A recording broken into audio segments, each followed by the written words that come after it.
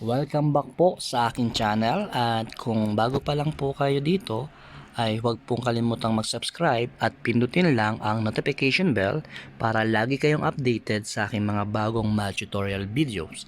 So ang pag-aaralan po natin ngayon ay solving quadratic equations by extracting square roots. So itong method nga pala na ito ay ginagamit sa mga equations that have the form ax squared is equal to c, or the quantity of ax plus b raised to the second power is equal to c, or an equation that can be expressed in either of those forms. So here are the steps on how to solve quadratic equation by extracting square roots. So step number 1, write in the form x squared is equal to c. Number 2, extract the square roots of the left and right sides. Number 3, solve for the variable. Okay, number 1 example, x squared minus 9 is equal to 0. So yung step uli natin is write in the form x squared is equal to c. So para maisulat natin sa form ng x squared is equal to c, gagamitan natin ng addition property of equality. So add both sides by 9. So dito, makancel natin yung 0 pairs na negative 9 and positive 9. So magiging x squared is equal to 9. So second step naman natin, extract the square roots of the left and right sides. So ibig sabihin, kukunin lang natin yung square root ng x squared and 9. So x, square root of x squared is equal to x, and square root of 9 is positive or negative 3. Okay, so to check for the solved values, substitute both positive 3 and negative 3 in the given equations. Also, always remember that a negative number does not have a square root. Okay, check na natin. Unahin na muna natin si positive 3. Okay, so substitute the value of x by 3. So ito po. So yung 3 na ito, ilalagay natin dito sa pwesto nung x. Yan. So magiging 3 squared minus 9 is equal to 0. And then 3 raised to the second power means 3 times 3, so magiging 9. So 9 minus 9 is equal to 0. And 9 minus 9 is 0. So 0 is equal to 0. So the equation is true when x is equal to 3. So let's check negative 3. Okay, so ganun lang uli yung gagawin natin. So ipapalit natin yung negative 3 dito sa x. So magkakaroon tayo ng negative 3 raised to the second power. So negative 3 raised to the second power, ibig sabihin naman negative 3 times negative 3. And negative 3 times negative 3 is equal to 9. So 9 minus 9 is equal to 0. So 0 is equal to 0. So pag ang sagot natin ay equal, so ibig sabihin class yung equation natin ay true. Okay, now let's move to our second example. Okay, for number 2 example, 3x squared minus 48 is equal to 0. Again, gagamit ulit tayo ng addition property of equality. So, add both sides by 48. So, dito, ika-cancel uli natin yung ating 0 pairs. So, negative 48 plus 48. So, magiging 0 yon. So, magiging 3x squared. 3x squared is equal to 48. Since meron pang numerical coefficient na 3, we will apply the division property of equality. So, divide both sides by 3.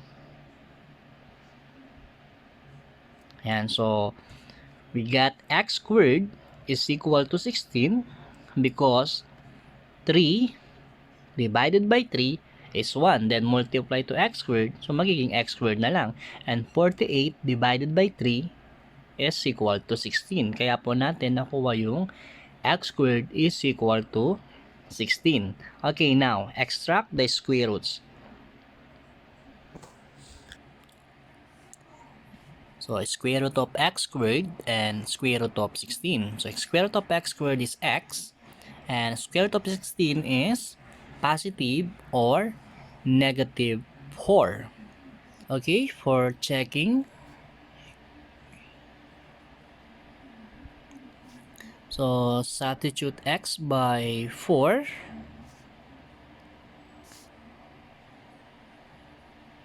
Ayan. So, magkakaroon tayo dito ng 3 times the quantity of 4 squared minus 48 is equal to 0. So, square muna natin yung 4. So, 4 squared or 4 times 4 is 16. So, ibaba lang natin yung 3. Then, minus 48 is equal to 0. So, 3 times the quantity of 16 minus 48 is equal to 0. So, inuna natin class yung squared kasi dun sa ating rules ng operations, kailangan mauna yung may exponent. So, parenthesis, exponent, so PEMDAS. So, 3 times 16 is equal to 48. And then, minus 48 is equal to 0. And 48 minus 48 is 0. So, the equation is true when x is equal to 4. So, subukan naman natin doon sa ating negative 4. Ayan, palitan lang natin yung x ng negative 4. So, magkakaroon tayo dito ng 3 times the quantity of negative 4 raised to the second power minus 48 is equal to 0. So, unahin uli natin yung exponent, negative 4 raised to the second power or negative 4 times negative 4 is 16. So, makukuha natin yung 3 times the quantity of 16 minus 48 is equal to 0. And then, 48 minus 48 is equal to 0. Then, 0 is equal to 0. So, the equation is also true when x is equal to negative 4. Okay, for our number 3 example, so, x squared over 3 is equal to negative 12. So, this time, gagamit naman tayo ng multiplication property of equality. So, sa multiplication property of equality, multiply both sides by 3. Ayan. So, multiply both sides by 3. Okay, so 3 divided by 3 is equal to 1 times x squared. So, x squared. So, doon naman sa right side, negative 12 times 3 is equal to negative 36. So, kaya meron tayong x squared is equal to negative 36. Okay, so second step is to extract the square roots of the left and right sides. So, kunin natin yung square root ng left and right sides. So, square root of x squared is equal to x. And square root of negative 36. So, kung nagtataka kayo kung bakit yung negative 36 natin ay nasa loob pa rin ng radical sign, like what I said earlier, that a negative number does not have a square root. So, meaning, no real roots or no solution. Okay, let's move for our last example. So, the quantity of 2x minus 1 raised to the second power is equal to 9. So, first step natin, write in the form ax or the quantity of ax plus b raised to the second power is equal to c. So since it is already in the form of the quantity ax plus b raised to the second power is equal to c, move na tayo dun sa ating second step. So extract the square roots of the left and right sides. So kunin natin ang square root ng dalawa. So magiging 2x minus 1 is equal to 3. So na-cancel lang yung ating radical symbol and then yung power natin na 2, yung square natin. So naging 2x minus 1. And then square root nung 9 is positive 3 and negative 3. Kaya nagkaroon tayo ng dalawang equation. So 2x minus 1 is equal to 3. And 2x minus 1 is equal to negative 3. So, third step, solve for x. So, unahin na natin yung 2x minus 1 is equal to 3. So, using addition property of equality, so, add both sides by 1. Yan. So, 2x minus 1 plus 1 is equal to 3 plus 1. So, magiging 2x is equal to 4. So, after that, apply naman natin yung division property of equality. Divide both sides by 2. Okay, so 2 divided by 2 is 1 times x is x. Then 4 divided by 2 is 2. So, our first solution is x is equal to 2. Okay, so doon naman tayo sa 2x minus 1 is equal to negative 3. So again, addition property of equality, add both sides by positive 1. Okay, simplify natin, magiging 2x is equal to negative 2. Then, division property of equality, divided both sides by 2. So magiging x is equal to negative 1. Okay, so check din natin. Palitan lang uli natin yung value ng x. Ayan. So lagay natin yung 2 dito. So magiging 2 times the quantity of 2 minus 1 raised to the second power is equal to 9. So 2 times 2 is 4. So meron tayong 4 minus 1 raised to the second power is equal to 9. And 4 minus 1, 3. So 3 squared is equal to 9.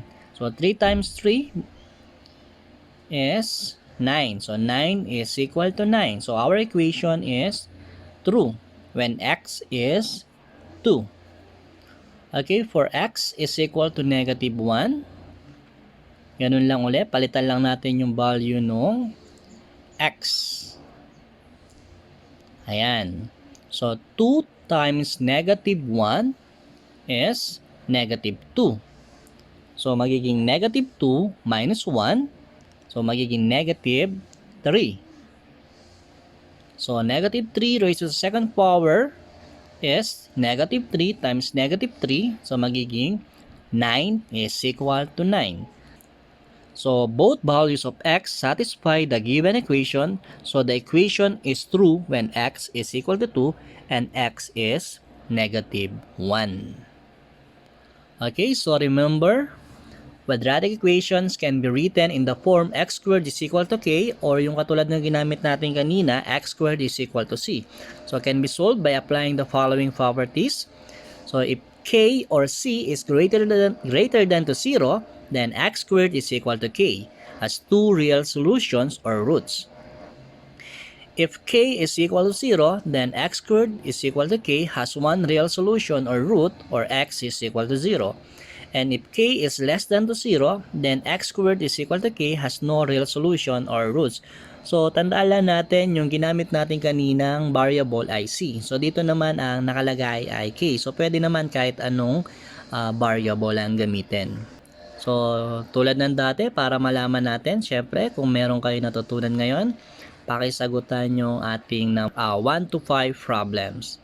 Okay, pakipindutin lang yung pause button and then kapag tapos na kayo, i-play nyo lang uli at para malaman nyo kung tama yung naging sagot nyo. Okay, sige, check na natin. So, number 1, is positive or negative 2 square root of 2. Number 2, no real roots. Number 3, plus minus 6 or positive or negative 6. Number 4, positive and negative 5. And number 5, positive and negative 1/2.